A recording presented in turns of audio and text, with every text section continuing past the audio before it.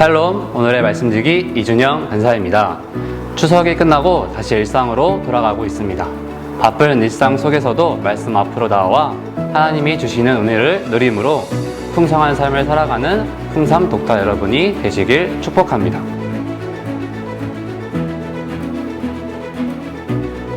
오늘 본문 말씀은 어제 보았던 르우벤 지파의 기업 분배에 이어 갓 지파가 기업 분배를 받는 장면입니다. 갓 지파의 기업은 요단 서편이 아닌 동편에 위치해 있습니다. 그 내력을 살펴보면 먼저 민수기 32장에서는 르우벤, 갓, 므낫세 반 지파가 모세에게 목축지로 적합한 요단 동쪽의 땅을 달라 요청을 했기 때문입니다. 모세는 12명의 정탐꾼 사건 이후에 불순종으로 인해 40년 동안 광야에서 방황할 수밖에 없었던 이들을 말하며 그들을 책망합니다. 그러나 르우벤과 갓 자손의 제안을 듣고 모세는 요단 서쪽 땅 정복에 앞장설 경우 동쪽 땅을 주겠다고 말하고 있습니다.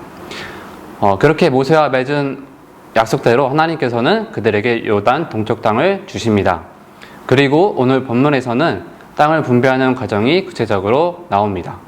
24절과 28절에서 보면 가족을 따라서 기업을 주었다고 말하고 있습니다. 즉 가족의 수라는 정확한 기준에 따라 기업 분배가 이루어진 것입니다. 이는 하나님께서 백성들의 가족의 수와 그의 필요를 생각하셔서 기업 분배를 하셨다는 의미입니다.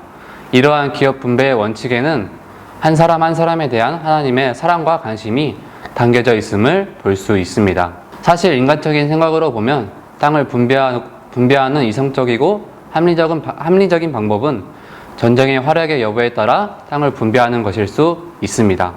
그것이 더 공정해 보이고 일한 만큼 보상해 주는 것이 당연한 원리일지 모릅니다.